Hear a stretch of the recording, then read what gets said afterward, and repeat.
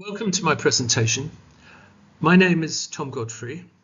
I'm a teacher trainer and CEO of ITI Istanbul. And my topic today is empowering teachers through community forums. And I'll start by explaining the title. What are community forums?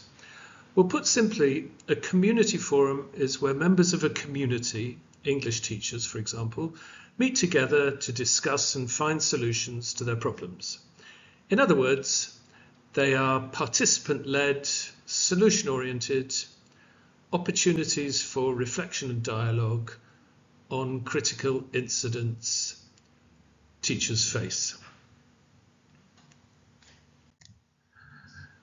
So I imagine all teachers remember their first lesson. And this is a critical incident that I want to describe to you. I certainly remember my first day as a teacher. It's a recurring nightmare. I didn't choose teaching. Teaching chose me. When I was at university, I wanted to be an actor, a star of stage and screen. And teaching came totally as a kind of unexpected blind date set up by my parents. It was my mother who was, I guess, fueled by an unrelenting ambition for her only son, who saw an advertisement for English teachers in North Africa. And without saying anything to me about my life plans, she persuaded my father to apply for this job on my behalf. I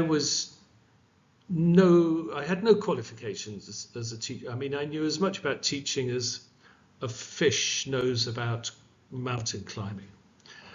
So I was invited to this interview, and I just explained, I confessed to them my lack of teaching experience, and I apologized to the director of studies, an Irishman, and he was there with the director, and the interview was at an expensive hotel in London. And I said, I confessed to them in all honesty that I had no teaching experience and no qualifications, and I apologized, blaming my parents for the mix-up.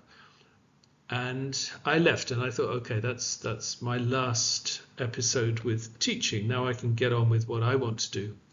But fate, it seems, had other plans. And a few days later, the telephone rang, and I was offered a job in Libya. And that brings me to my first day as a teacher. I had no idea what I was doing. I was looking at the students. My hands were shaking so much I couldn't write on the whiteboard or do anything. And I realized I had no clue what I was doing. I was completely panic-stricken. And I managed to get to the break time and sat in the teacher's room, and I thought, okay, that's it. And I heard all this shouting and noise outside the director's office. And I thought, okay, that's all the students complaining about me. And I will definitely get fired in a few minutes. And I kind of understood it. I thought, well, I'm in the wrong place, in the wrong job, and this is all kind of a mistake. Nobody should enter into a classroom with no training to be a teacher at all. Actually, to say I had no training at all is not completely true. I had asked to observe a lesson the day before, the previous day. And I thought this saved me. I observed a lesson by David, who was a year older than me, 22, and he had a whole year's experience. And I thought, okay, I can watch David for a couple of lessons, observe him, learn how to teach. That's kind of my thinking. I could learn everything in 2 hours. And that would be fine. I didn't realize that David was not stable mentally. I watched David's lesson. Everything seemed okay. There was nothing unusual. David asked questions, students responded, and I thought, okay, this is not so difficult. I can do this. Little did I know that I was watching a lesson by a paranoid schizophrenic, as it turned out later. My crash course in teaching was from someone who was mentally unstable. Anyway, that brings us back to the teacher's room. I was waiting for my dismissal, and the director of studies bursts in, white-faced, flustered, looking apprehensive. And I thought, okay, this is it. He's come to tell me that my time as a teacher has finished. But no, that's not what happened. He had just been watching David's class, and apparently that had turned into some kind of psychological horror movie. And the director said he's completely mad. And then he turned to me and he said, well, you saw him. You observed him yesterday. Why didn't you say something? And I said, oh, well, actually, I thought David's lesson was quite good, which just showed how much I knew. Anyway, it turned out that David was more than an unconventional teacher. He was battling paranoid schizophrenia, and he was in a very difficult situation. And there was I thinking my inexperience and my shaking and nervousness was the biggest problem of the day. But thanks to David's intervention, I not only survived my first teaching day, but I also kind of gained a whole new perspective on the difficulties teachers face. And my nervousness and my stage fright for my first lesson seemed completely insignificant compared to the demons that David was confronting. So I survived my first day of teaching, and I also realized that fear that seems insurmountable at the time can be overcome when we put things into some kind of perspective.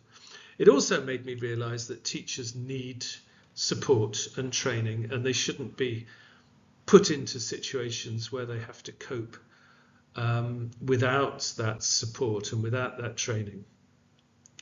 So that's how I got into teaching. And obviously there's lots of issues in that story that could have helped on reflection. I do a lot of workshops for teachers now, and I feel as if I'm kind of missing the target sometimes. The workshops generally go well. The participants appear engaged. They participate in the activities with enthusiasm. But then when I start talking to them, I say, okay, did you enjoy the activities? Yes, they were great. Really, it was a lot of fun. And then if you dig a bit deeper and say, well, okay, well, would you use these activities in your class? Then the answers tend to be more tentative. No, I don't think so. And then if you look for reasons, you get a lot of reasons. The curriculum is too heavy. There is not enough time. I need to follow the book.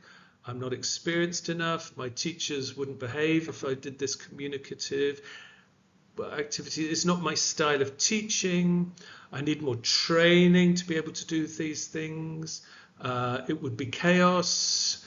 I would lose control. Parents would complain, etc., etc., etc. And I left wondering, here are the real reasons. Here are the real issues that teachers need to be addressing in their professional development meetings. So rather than getting an outside external teacher educator to come and do a workshop and all have fun, what they really need is to address the issues that they are having in the classroom. So we need a framework, a methodology for participant-led, solution-oriented professional development training. And I think the solution lies in community workshops, and how that can come about I can explain in this seminar. So basically, community forums are an adaptation of forum theatre, which was developed by Augusto Boal, who was a Brazilian dramatist director in the 1970s. And he was a student of Paulo Freire, who advocated participatory education. And this is all based on the Brazilian social movements of the 1950s and 1960s. So it comes from a context of social and political oppression. And the aim of forum theatre was to stimulate community dialogue and problem solving. So the philosophy behind it is that learning starts with an awareness and analysis of your present context, and then involves reenacting and reflection in order to promote change.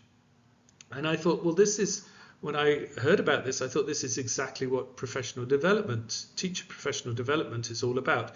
First of all, we have to be aware of our context, aware of our issues, analyze the difficulties and the challenges that we're facing, and then through a process, through a methodology that would include reflection, we can change. So the benefits of using forum theatre are that it provides a framework to analyse and interrogate specific scenarios, critical incidents that teachers are facing in their workplace. So it provides a space for reflection. And the way forum theatre works is these scenarios are reenacted. So the participants describe their stories and then they reenact them. They kind of dramatise them, and then they show the stories to an audience. And the audience is invited to find solutions to the issues. And the fact that it is dramatised, the fact that it is fictionalised, provides some kind of distancing. So very often it's difficult to address problems because they are personalised. But as soon as they become fiction, then it's much easier. And Boal talks about this as being between the two worlds. He gives it the term metaxis, which comes from ancient Greek. And basically it's describing the relationship between the fictional world and the real world. So we can make changes in the fictional world and then they have relevance to the real world. The other thing about forum theatre is that it's participant-centred. In other words, the issues being addressed come from the participants. It is solution-oriented. It's designed to find solutions, and it generates dialogue and reflection. And all of these benefits are important, I think, in teacher professional development.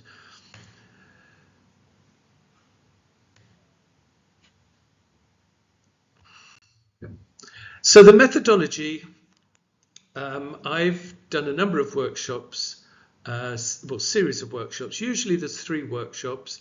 The first workshop is to explore the themes and issues the participants are facing. So we do various activities to create a safe sharing environment in which people are prepared to tell their stories. So we do a lot of drama workshops to build a positive environment where people feel safe. The second workshop is taking these stories and dramatising them and thinking about how we can present them to an audience.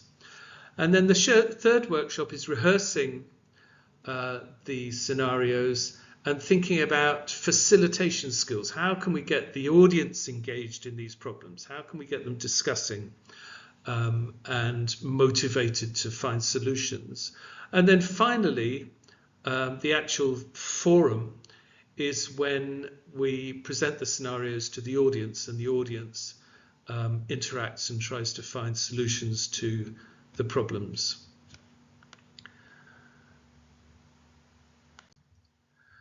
So we start with theatre activities, games, cooperative games. And the aim of this is to foster group cooperation. So to build a group rapport, to build empathy. There are other benefits as well. I mean, it raises awareness of people's physical emotions, feelings, energy levels. And this particular game that I'm going to show you is all about cooperation, non-verbal communication and problem solving. Basically, it's a very simple activity. So everyone is sitting down apart from one person who is the zombie. And the aim of the activity is the zombie wants to sit down, but the participants have to prevent the zombie from sitting down. So there is one extra chair that is empty, and the zombie wants to sit on that empty chair. And in order to stop the zombie sitting down, the participants have to move their chairs so that there is always an empty chair. I'll just show you a video clip of how the game works.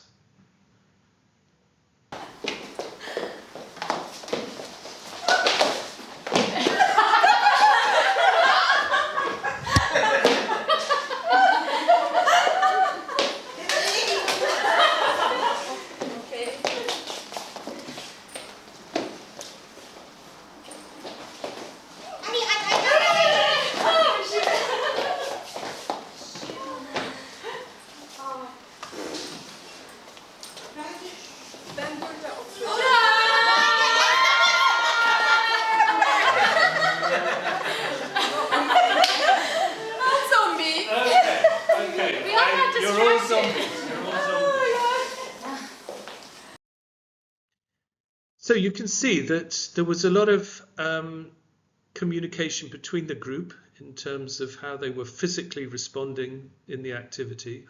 It's important to do feedback after these activities and to get people to reflect on their behavior. So feedback could include questions like, for example, how well did you cooperate as a group together? Were there leaders? Were there followers? How motivated were you to succeed?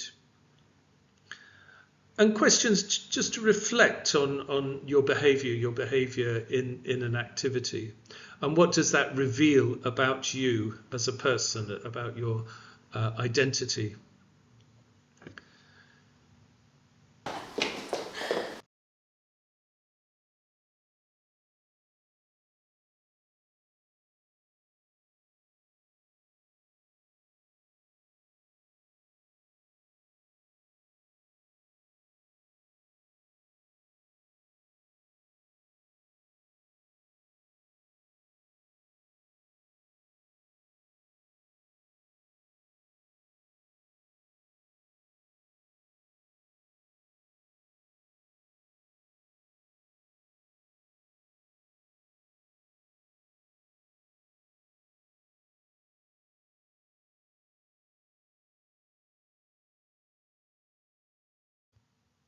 Another activity that we do is called the image dance.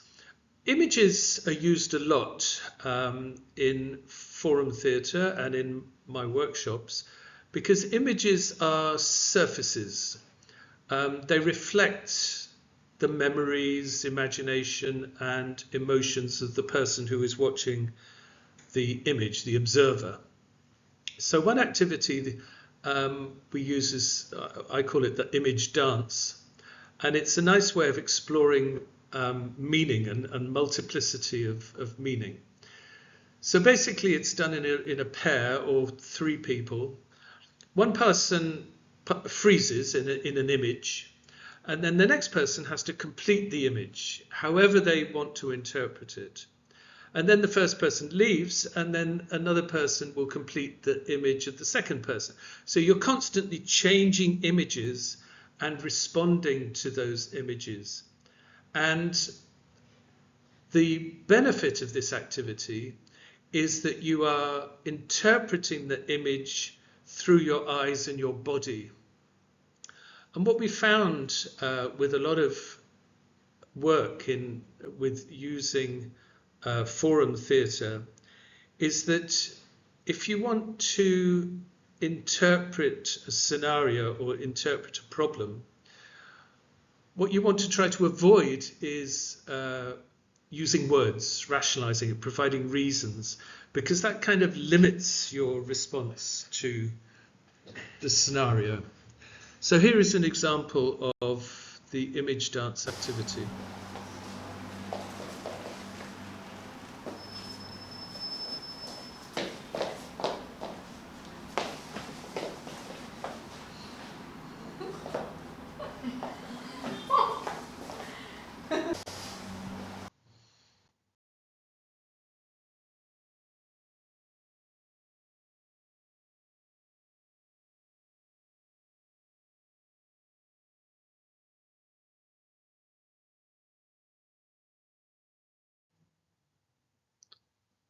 The next stage is brainstorming problems. So we ask participants in the workshop to think about what are the main problems that they face and get them to write down a few ideas.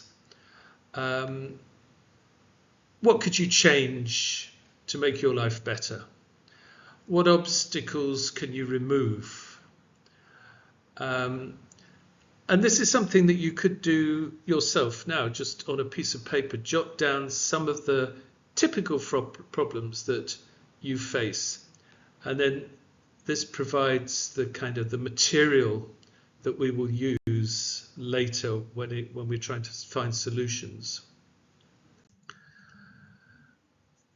Every time I do a workshop, the problems that emerge are different. This is the list from the first workshop. So they divided problems into internal challenges, which tended to be self-doubt, lack of knowledge, sort of problems that were internal. There was a kind of a lack of security, a lack of confidence. The other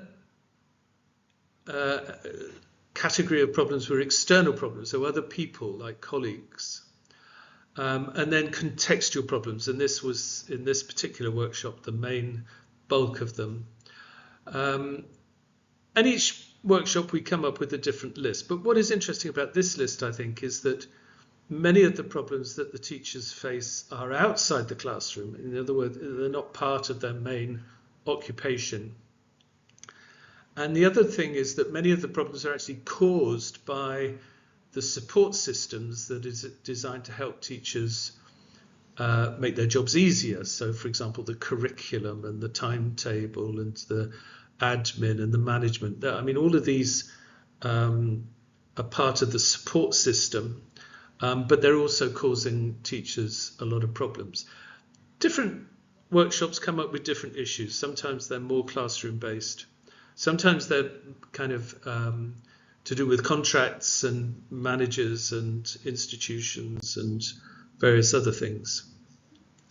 So once we've kind of brainstormed general problems, then we get to the real consideration, which is considering personal problems and stories. And we ask the participants to think of a problem, challenge, or difficulty that they have faced in the past and overcome, or that they currently face, a problem that they are currently worried about. And I'd like you to think about how you would answer this question, and maybe make a note of an incident that comes to your mind, that surfaces in your mind. Then what we do is we ask, thinking about this situation, this challenge or this problem, we get the participants to think about what's the feeling, what is the emotion that you feel when you remember this challenge, this issue. And can you make an image with your body that represents this emotion that you feel? And can you make a sound? And by doing this, by making images and sounds, we're able to form groups of people who are forming similar images and similar sounds. And I'll give you an example. I call this the circle turn. And this is how it works. Turn in. 1, turn.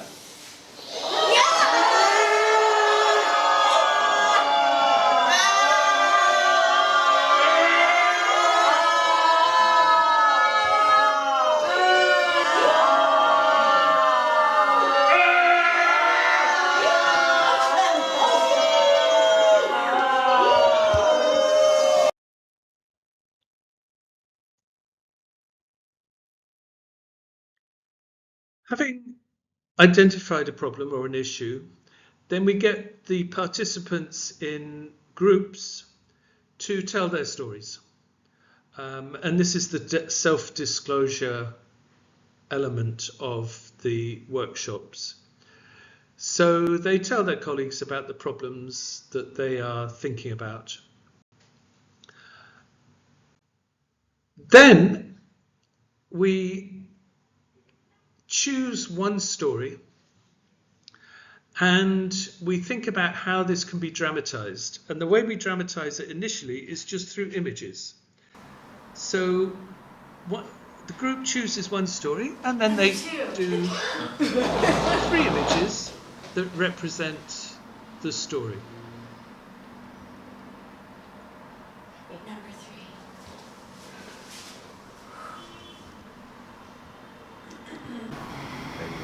Takes you. And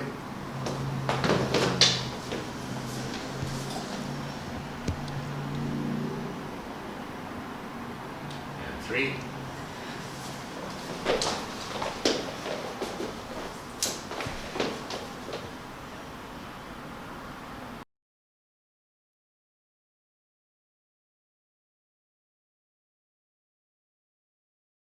And as I said, images are a good way of conveying a story because all the observers will interpret and perceive it in their own way.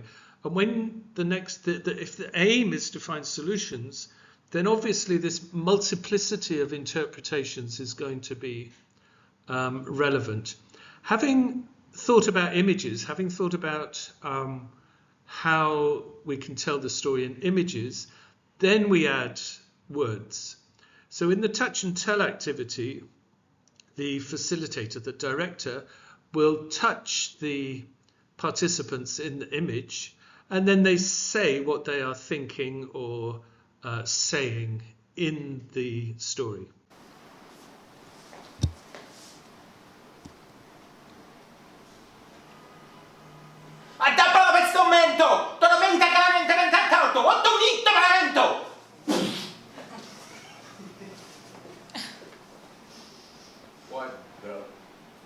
What do I do?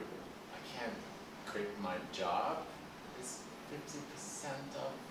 I can't do that. I can't quit my job. I can't be here. I don't want to be here. I love my teacher. Who's this guy? Why is it? Why? I hate being here. What are you doing this weekend? I really want to come over to your house.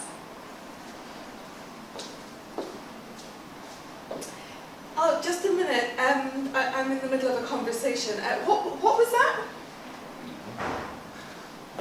Please, just 10 minutes of quiet so I can finish my work. Oh.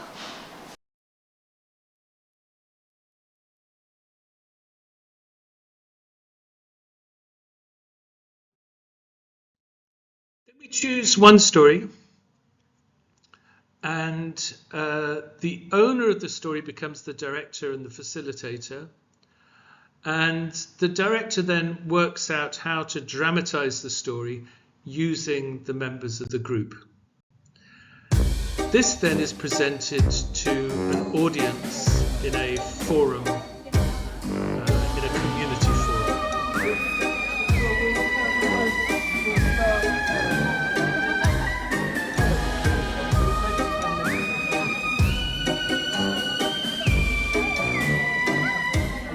We're going to present you some problems related to being a teacher, and then we'd like you to help us solve the problems. My mom is going to love this.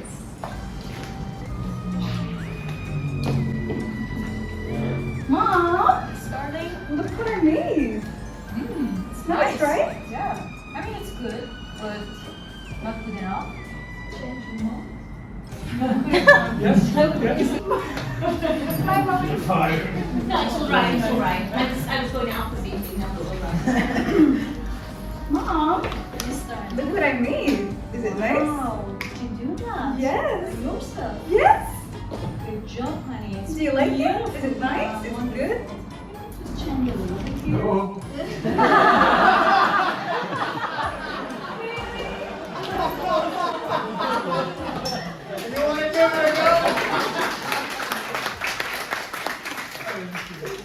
School.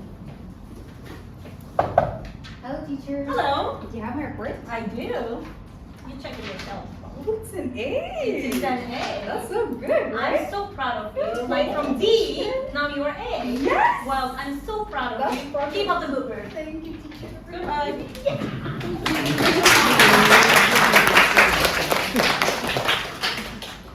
Work permit? Shut up. No. That word. Çalışmayızın. That means work permit. Huh? Means work permit. You got it. You got it. Put down your signature. Good. Down. Yeah. Stop.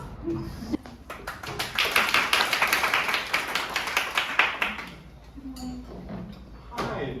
It's good to see you. You have a line of applicants. Yeah, And you've got just a couple of weeks. well, of course, but And- I have I'm sorry to interrupt, I I'm have sorry. Delta. Here it says çalışmayızın.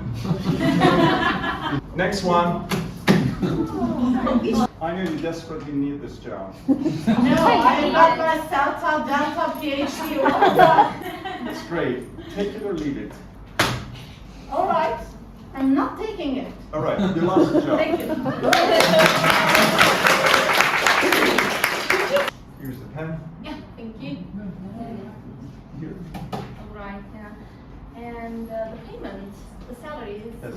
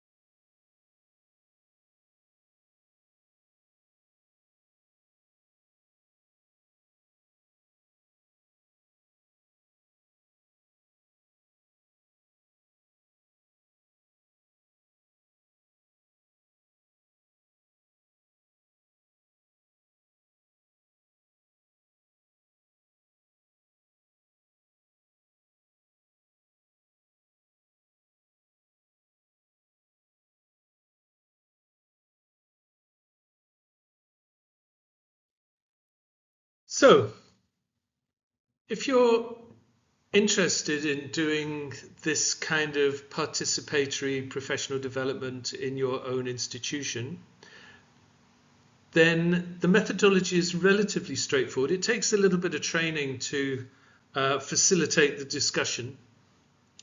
I do some workshops that follow this methodology in the summer. The next set of workshops will be in July and in Istanbul, face-to-face. Also, if you want to email me for more information, on my blog there's a lot of information about how to set up community forums.